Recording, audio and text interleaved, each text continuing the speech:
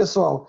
Maurício Longo e Alexandre Strack, aqui do Mundo Exponencial. Hoje a gente está recebendo como convidado aqui o nosso partner tímido, que não fica mostrando a cara nos vídeos normalmente, que é o André Bretas. Ele é também fundador e membro do conselho da Lab em Casa, que é uma startup de Belo Horizonte, que já se espalhou para outros lugares do país, né, André? E também, recentemente, assumiu como CTO da Maxmilhas.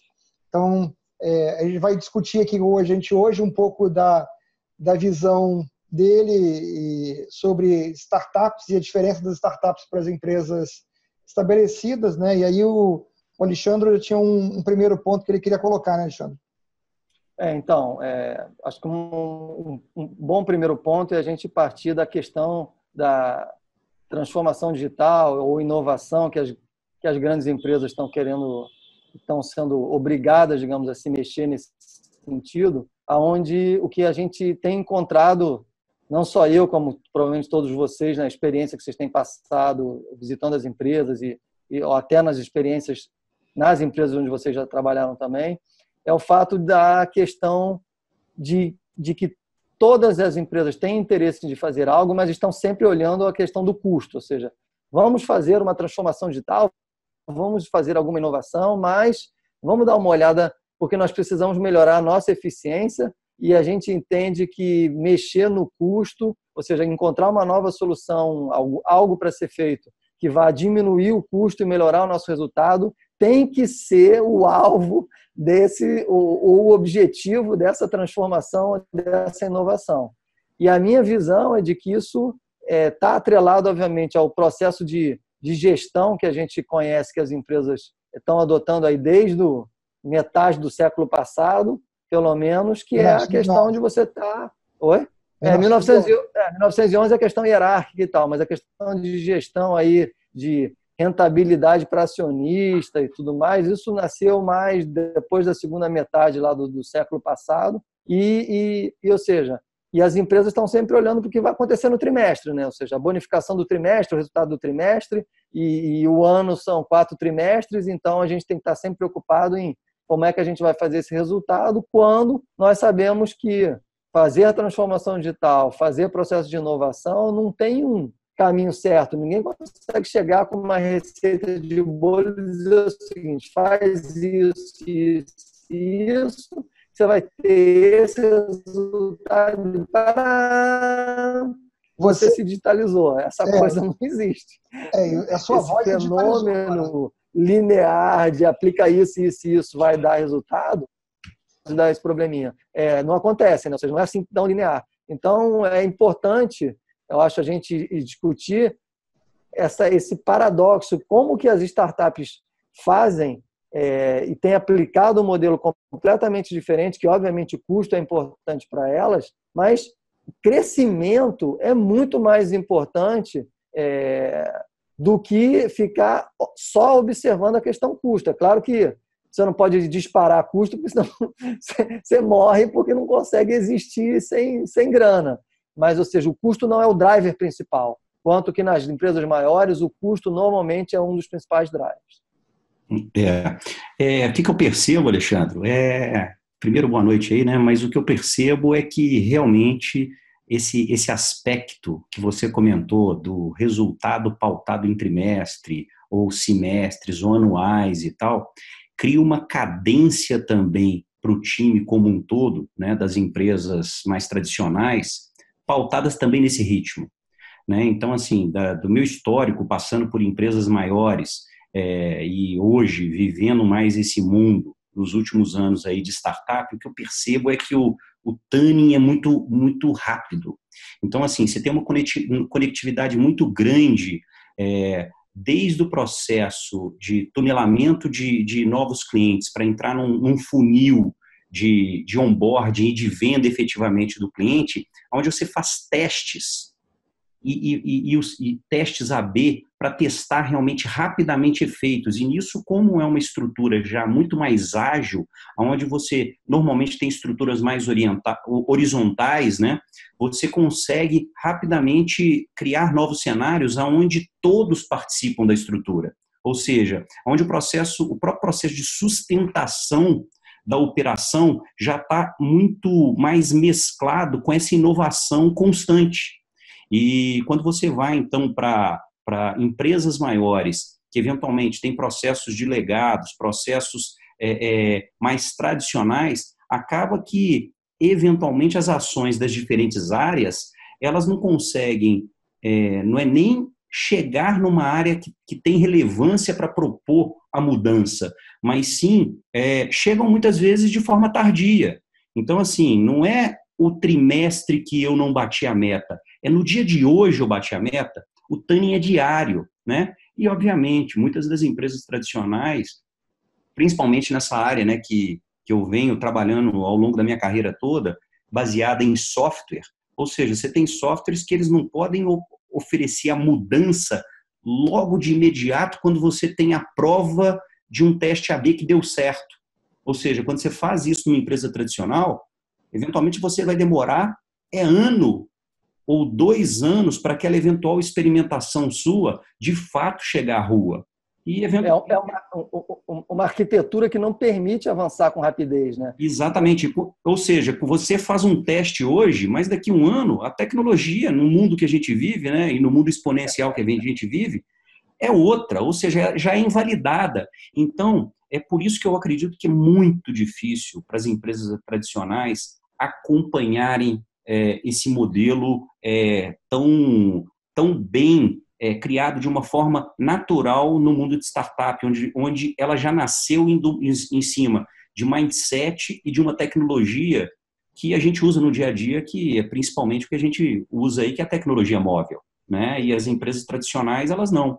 Então, eu acho que esse é um dos fatores, ou seja, você fazer um teste de um Web Analytics, ver que eventualmente no seu tagueamento do seu site, você tem um certo, vamos dizer assim, uma certa falha no seu gráfico, um ponto de atenção ali, você faz a troca naquele ponto, vê se o gráfico ajustou, mas isso não leva trimestre.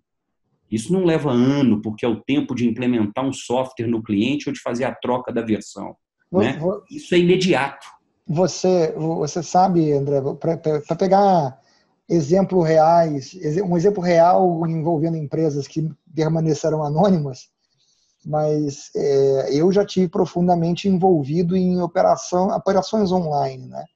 E o ponto que você está colocando era uma realidade nossa do dia, né? Ou seja, a gente estava ali abria o dia de manhã com gráficos nas telas, acompanhando a situação daqueles gráficos e sabendo interpretar o que o gráfico estava nos dizendo e sabendo interpretar a possibilidade de termos um problema em função do que está acontecendo no gráfico ou de não, e de fazer planejamento de crescimento em cima daquelas informações, etc.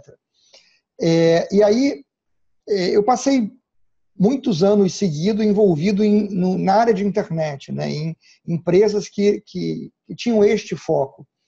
E aí depois me envolvi novamente com empresas normais, ou seja, empresas que são do mundo não online, né, do mundo offline.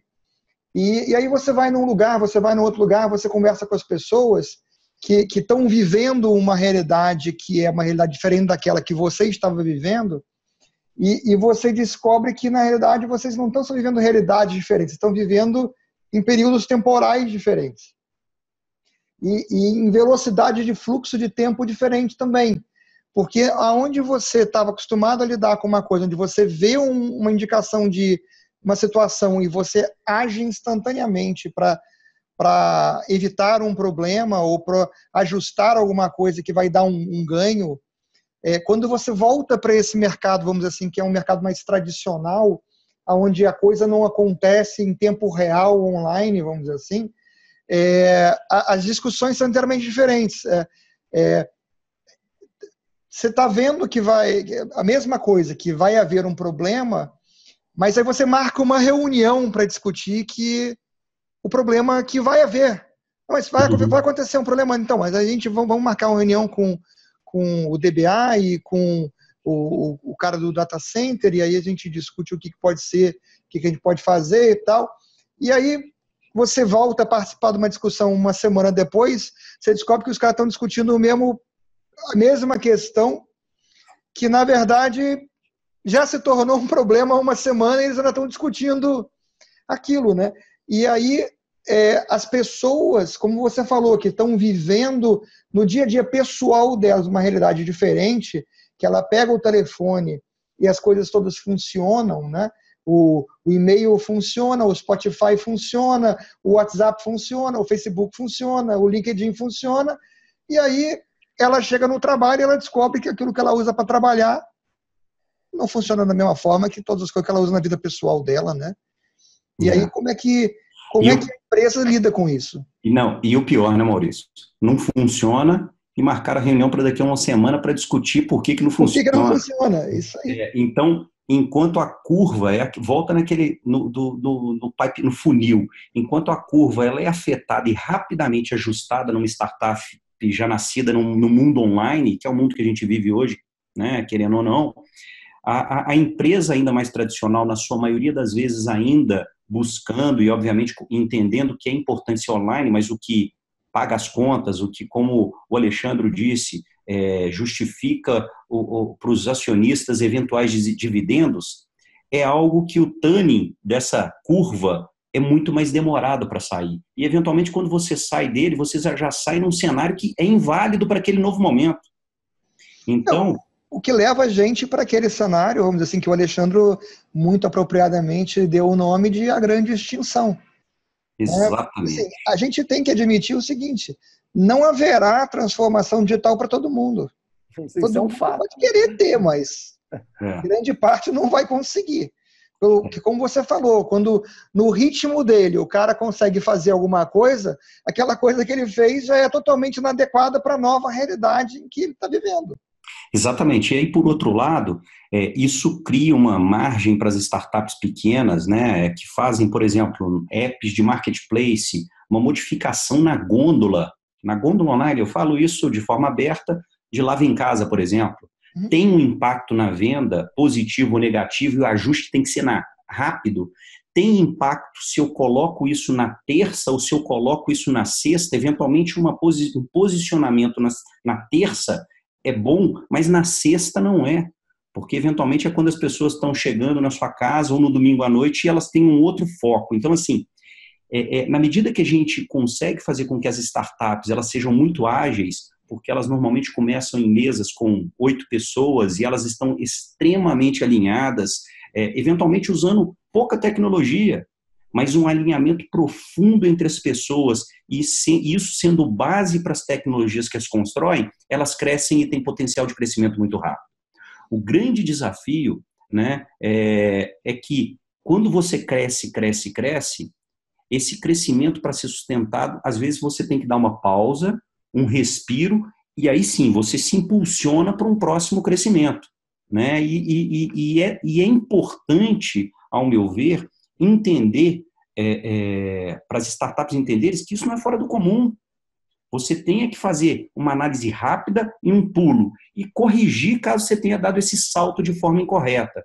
Por quê? Muitas das empresas tradicionais, que eventualmente não estão fazendo o dever de casa de forma devida, dando essa pausa e essa reavaliação do todo, elas certamente não vão conseguir dar um grande salto e talvez possam ser extintas em função de não ter se permitido um processo de reinventar. E reinventar é justamente perceber e estar ciente que aquilo que as trouxe até aquele patamar pode ser bem diferente do que vai levar para um novo salto.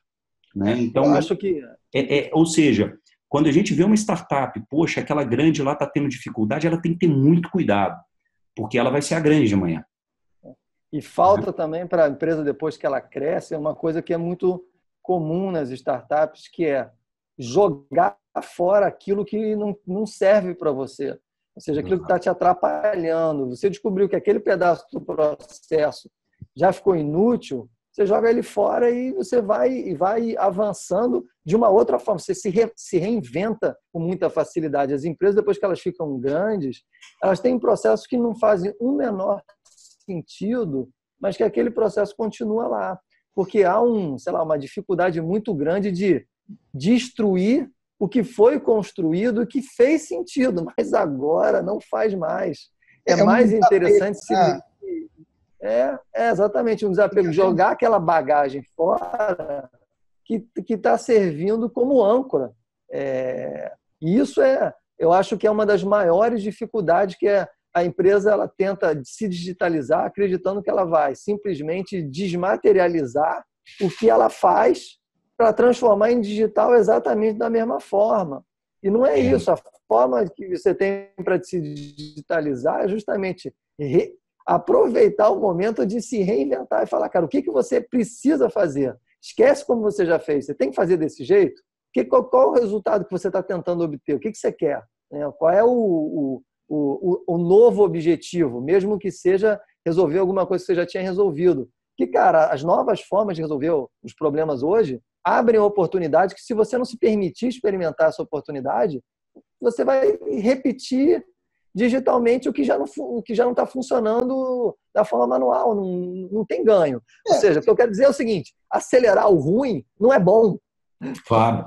É fazer ruim mais rápido. Tem uma palavra aí nesse negócio de transformação digital, né, que eu comentei outro dia num artigo, no passado, na verdade, um artigo, que nunca se viu duas palavras que foram tão usadas e abusadas quanto essas duas.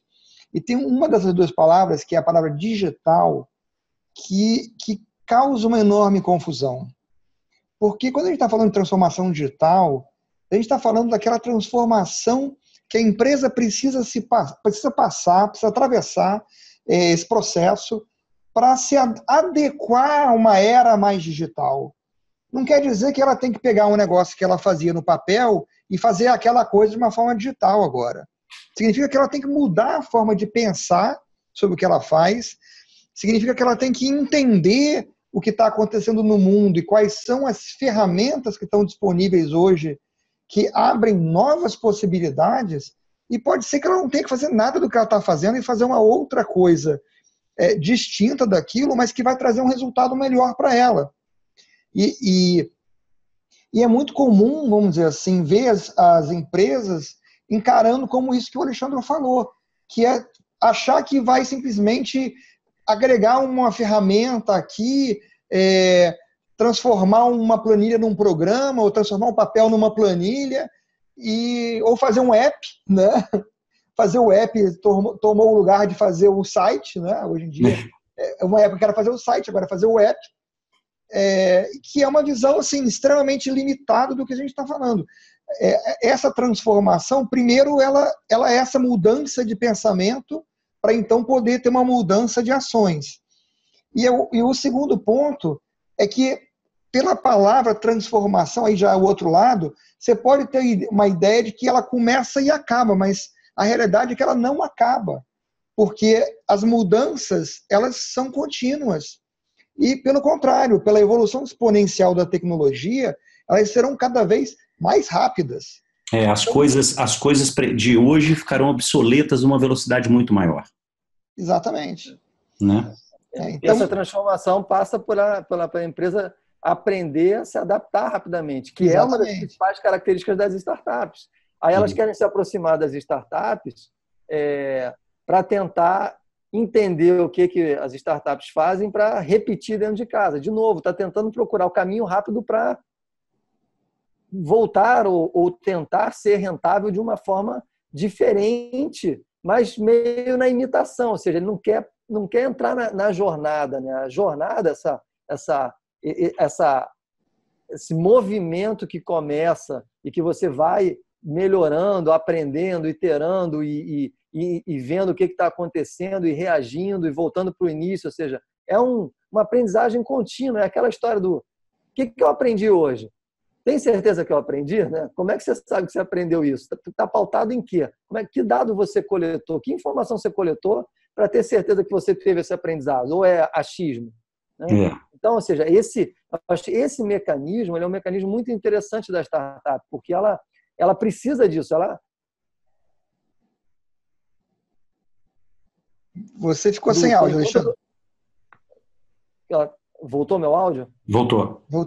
Quando ela está tentando encontrar o produto, depois que ela encontra um produto, está tracionando e tentando agora crescer rapidamente, ou seja, o processo de crescimento é duro em qualquer realidade. Vai errar, vai acertar, vai ter que refazer alguma coisa, vai ter que jogar fora outros pedaços que não estão funcionando. Ou seja, é literalmente um processo evolutivo, né? Ou seja, evolução é isso, testar, errar, aprender e começar de novo. Não, e esse é um ponto interessante que você disse, que é o seguinte: poxa, é aquela visão da empresa grande que entende que tem um desafio, que precisa de se reinventar, precisa de agilidade, mas tem um legado que é o que paga os custos para ela se manter viva, ou seja, é o oxigênio. E aí ela vai e fala, ou ela fica com aquele sonho de querer ser startup, ou ela vai querer copiar, eventualmente até mesmo copiar aquela ameaça que está nascendo e está surgindo para ela, ou então ela segue o livro. E aí ela vai, por exemplo, para modelos do bimodal, por exemplo, que o Gartner prega, né, onde ela fala, não, então eu já sei como é que eu vou fazer. O modo 1 vai sustentar e o modo 2 vai inovar. Mas, assim, o que eu acho é que o livro, eventualmente, ele te traz uma fonte de informação, mas eu acho que a solução para cada empresa ela é única. Até mesmo porque, senão, a solução para qualquer empresa do segmento acadêmico ia ser o mesmo, e todas as empresas iam ser iguais. E a beleza do negócio é justamente porque, com pequenos comportamentos diferentes de uma empresa para hoje, seja em processos, seja em ferramentas, mas na sua essência, na cultura das pessoas e na vontade realmente de se reinventar, como você diz, que faz eventualmente as coisas darem certo. Então, voltando no modo 1 e no modo 2, excelente, tem o meu modo 2 tratando só inovação, vamos inovar, mas tem que tomar muito cuidado, né? Inovar com qual propósito? Qual que é o valor que eu vou ter que entregar? Ou seja, as empresas elas têm que perceber que elas têm uma missão de entregar valor a cada dia, não é a cada trimestre. E isso é muito mais presente na startup, porque quando você vai para um modo 2, eventualmente numa empresa tradicional, eventualmente você pode incorrer naquelas áreas que aqui é legal de trabalhar e eu venho trabalhando em um projeto há 2 anos. E qual que é o compromisso com a entrega de valor realmente, seja de um produto excepcionalmente novo, todo novo, ou até mesmo um produto que vai agregar um valor substancial para que o meu legado seja reinventado e ele realmente sobreviva e não seja extinto. Isso passa por uma outra coisa que a gente discutiu recentemente, que é a questão também de propósito. Né? Que quando você está numa startup, onde você tem um objetivo, o que é que você quer realizar? Qual é o valor que você está buscando entregar para o seu cliente? Porque isso é uma coisa que a gente já discutiu em momentos diferentes, né?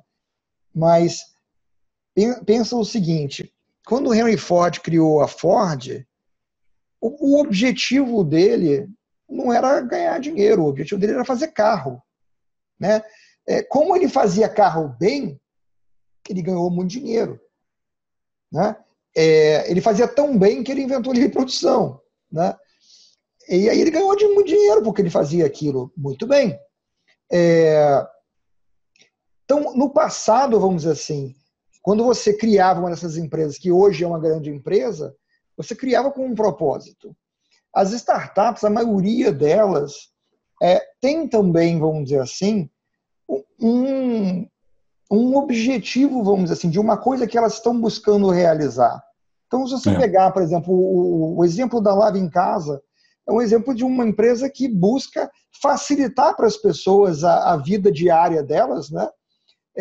Fazendo com que aquilo que seria uma tarefa para elas incômoda, que eventualmente ia ficar pelo caminho e depois ia causar outros problemas, ela consiga realizar de uma forma prática, de uma forma rápida.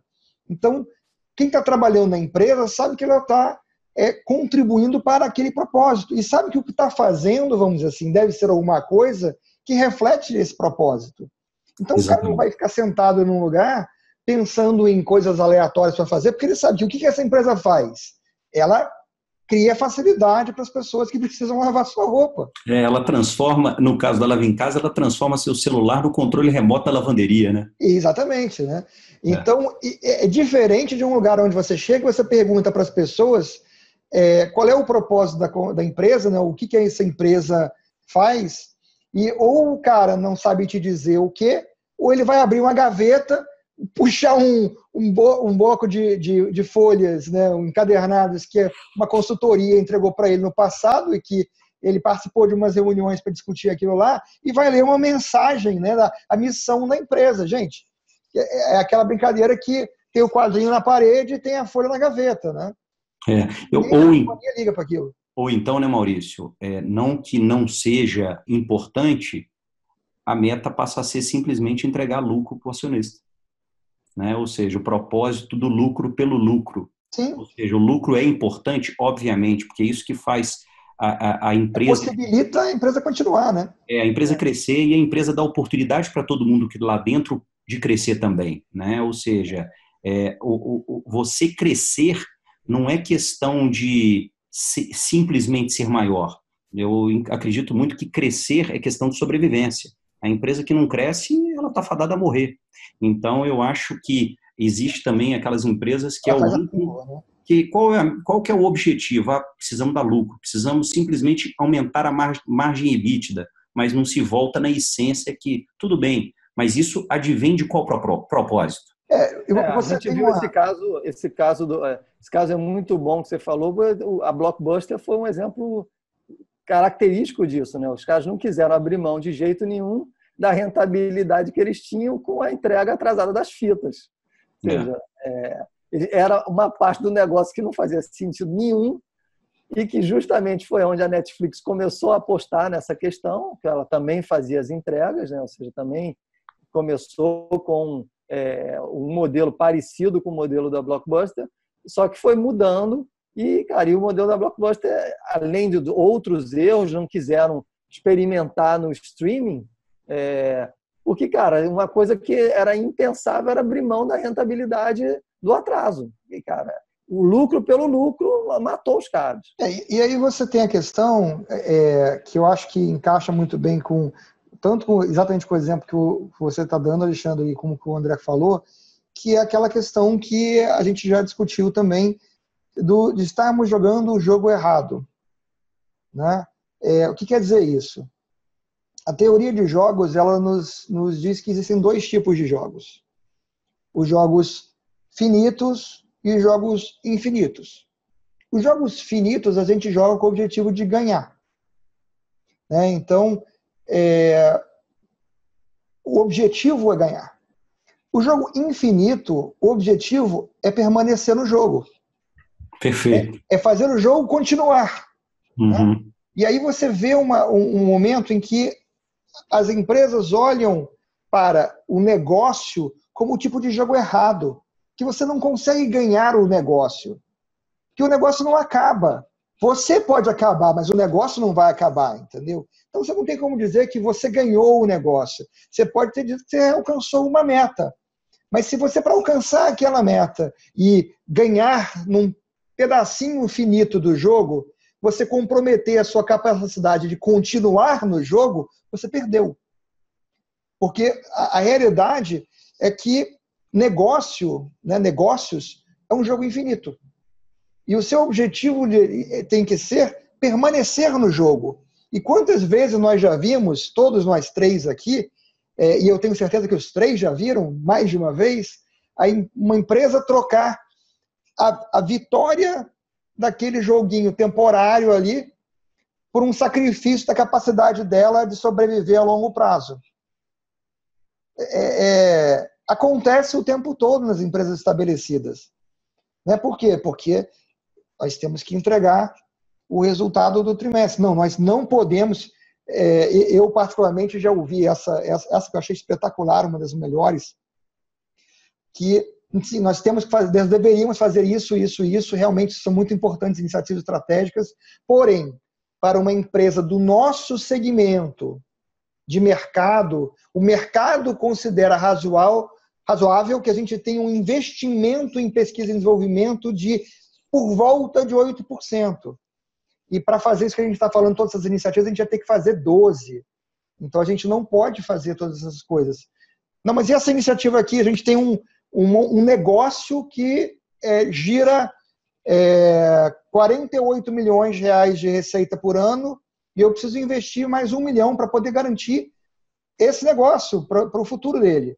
Não, mas esse 1 milhão está além dos 8%, que seria natural para uma empresa do nosso segmento estar gastando. E se a gente apresentar o balanço da empresa que a gente investiu mais do que isso, a gente pode não ser tão bem avaliado pelos analistas, entendeu? E aí, né, Maurício, você não está falando de novo, de continuar no jogo infinito, que o infinito é longo. Você está dizendo simplesmente do resultado daquele ano ou daquele curtíssimo prazo. Volta no mesmo ponto. Então, assim, voltando no ponto de startup, até para, não sei se seria o caso já de eu comentar aqui para a gente finalizar, não sei o que vocês imaginam, mas eu vou dizer que a experiência que eu estou tendo realmente de startup pequena como a Lava em Casa, onde eu fui seed no processo e participo lá, e pegar uma startup também, como a Max Milhas, né, na qual eu cheguei agora para participar como CTO, para mim está sendo uma das empresas mais incríveis, as duas experiências que eu estou tendo. Ou seja, primeiro que eu estou me sentindo jovem de novo, né? E porque realmente é um aprendizado constante e diário. E, eventualmente, quando você vive numa empresa tradicional e você se pergunta onde eu vou estar daqui 1 ano, 2 anos, você já conhece muito bem como a empresa tradicional funciona e consegue projetar, até mesmo dizendo, eu vou estar um passo a mais. Numa startup, realmente, de fato, você pode alcançar o mundo. Ou seja, de uma empresa que eventualmente opera em 3 cidades, para daqui a pouco estar em 1 ano depois operando além das fronteiras do seu próprio país.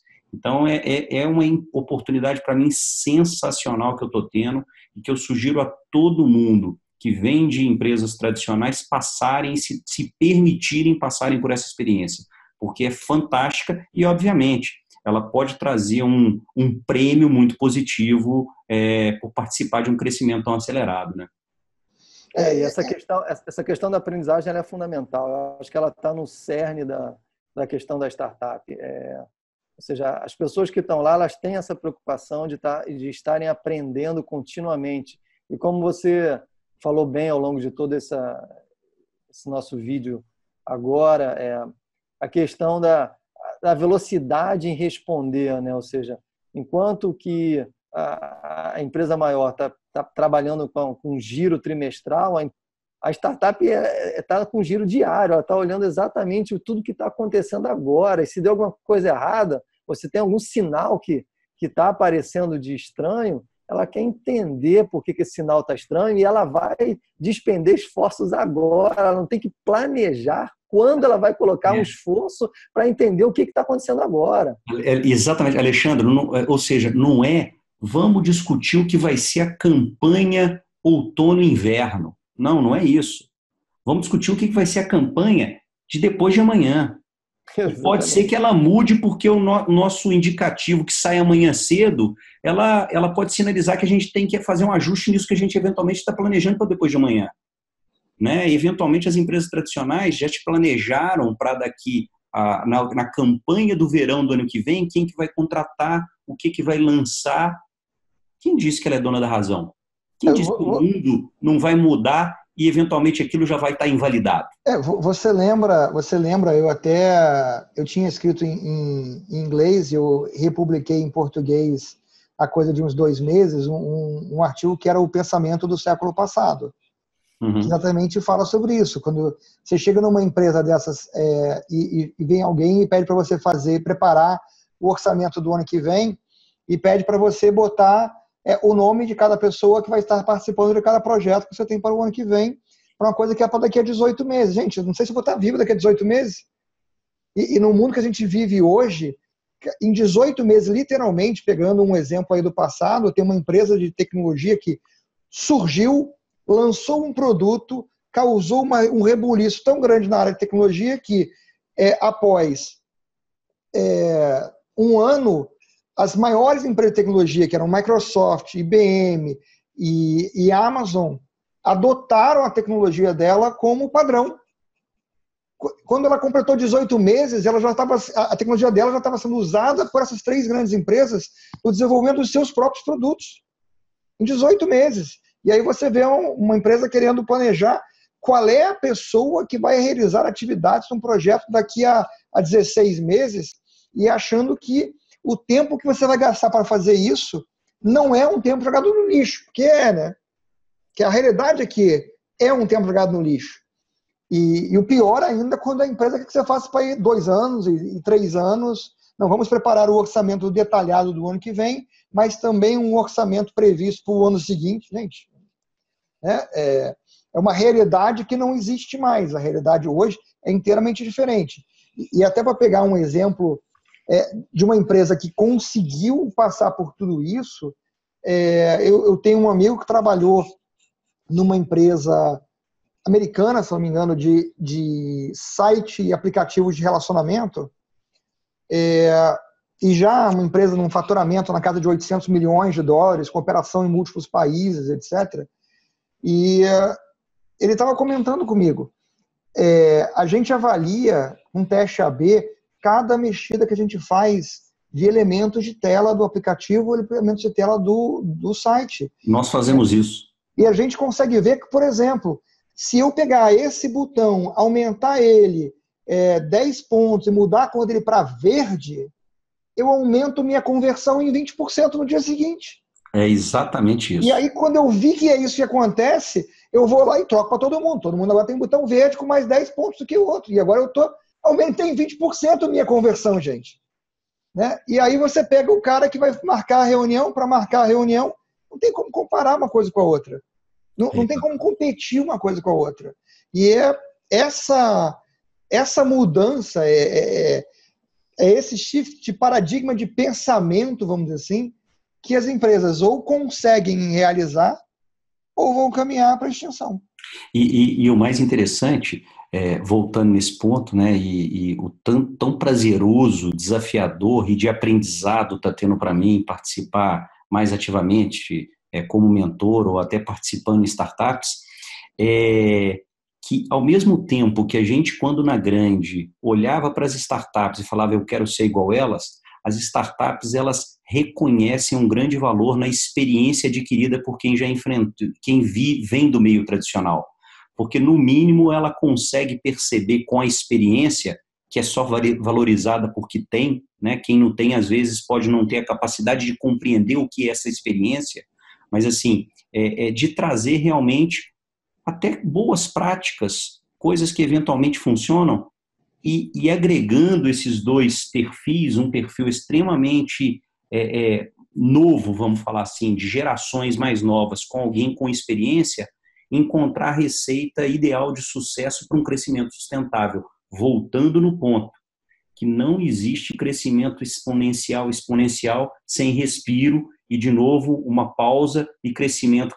Ou seja, a pausa é justamente para você fazer um review, assim como no sprint, faz um review, faz as suas lições aprendidas, faz o tuning e se prepara para o novo salto. O Alexandre mesmo citou o exemplo, né, Alexandre, se você quiser citar, do avião. Ou seja, tem tudo a ver, isso. Então, assim, eu digo que, para mim, esse mundo é fantástico e eu não tenho sombra de dúvida que muitas das startups de hoje elas serão as grandes empresas de amanhã, e eu não estou dizendo que serão daqui a 20 anos, não.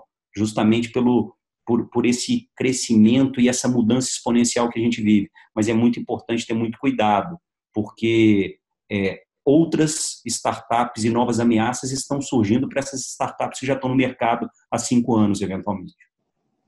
Porque a velocidade com que outros surgem e também desafiam um modelo que já é naturalmente inovador é um processo literalmente contínuo, ou seja, e é a questão de como você consegue ir se adaptando com grande velocidade. Quando você vai ficando maior, né, uma startup que vai crescendo, ela já encontrou de novo aquele modelo que está funcionando e ela tem que se desafiar a si mesmo de entender quais são as mudanças que precisam ir acontecendo, porque aquele modelo vai envelhecendo também. Exatamente. E se ela ficar com medo de fazer diferente, outro virá para explorar essa característica do medo, né? Que é o que a grande tem, né? Quando ela fala que a grande empresa fala que quer fazer alguma mudança, mas não quer mexer no seu status quo, pô, isso não tem como, né? Não tem como. Eu tenho ouvido algumas empresas dizerem, eu quero fazer transformação digital, mas eu não quero ser inovador. Eu falei, cara, esquece isso que você acabou de dizer, que isso é absolutamente impossível. Não tem como separar uma coisa da outra, entendeu? Não dá para ter um corpo onde eu não quero ter coração. Não vai funcionar, queridão. E inovação é aquela história. Inovação não é mais uma coisa que você pode considerar que você vai fazer uma vez aqui para aproveitar uma oportunidade ou para evitar um risco. Inovação agora é o novo normal, porque se você não estiver inovando, alguém vai estar, e esse alguém que está vai tirar você do mercado. Não é mais opcional isso. Essa é a nova realidade do século XXI. Você está trabalhando agora, André, numa empresa ou seja, está sendo CTO de uma empresa que trabalha com milhas e, cara, deve estar na lista de uma das maiores vendedoras de passagem do Brasil, porque, ou seja, quem está vendendo mais passagem? Está vendendo mais passagem quem está movimentando através das milhas, ou seja, e milha nada mais é do que um dinheiro dito de outro jeito. Ou seja, é um mecanismo que, de novo, como é que eu vou fazer para vender mais passagem? Para ocupar o avião? As empresas estão, de novo, preocupando com a rentabilidade de fazer grana com a venda única e exclusiva da passagem e esquecendo que, cara, é muito importante deixar o avião inteiro ocupado, porque se você não ocupar, ou seja, vai decolar do mesmo jeito com 10% das pessoas lá dentro. Então, dificultar a troca da milha ou criar um mecanismo que não faz sentido, de novo, vai contra o seu negócio. Eu acho que esses exemplos eles são importantes para mudar o foco como as pessoas visualizam um problema, né? O problema de mobilidade hoje, por exemplo, não é fabricar carro. É como eu levo a pessoa de um ponto A para um ponto B. O cara pode começar no carro, passar para o VLT, depois pegar um patinete e terminar de bicicleta. Ou, do outro jeito, ele pode ir andando e pegar a bicicleta e terminar de patinete. E não tem nem carro envolvido na história. Então, a questão é como que muda o foco, né? Ou seja, mudou. Ou seja, as pessoas estão preocupadas. Você ficou mudo de novo, Alexandre. Seu áudio cortou. Agora... Acho que agora caiu. Eu acho que sim. Mas ele... Estou ouvindo vocês. Agora você voltou. Você voltou. Então, ou seja, as pessoas estão preocupadas em como os problemas são resolvidos para ela, né? Ou seja, e não necessariamente aplicando a forma como fizeram antigamente. Ou seja, se antes eu só ia de um ponto A para um ponto B de carro, isso não é mais verdade hoje. E aí eu acho que é fundamental o seguinte, né? Não existe receita pronta. Não dá para copiar, eu volto no mesmo ponto. Existe, assim, a necessidade clara de buscar, como você disse, né, Alexandre, se reinventar diariamente, né? Eventualmente abrindo mão do legado e eventualmente doendo um pouco, mas você tem que ter uma crença, porque o que te trouxe até aqui, honestamente, não vai te levar adiante. Esse é o ponto fundamental. Bom, acho que com essa a gente pode encerrar nossa gravação de hoje, né, gente? Podemos. Vamos deixar a gravação por aqui. Fechou.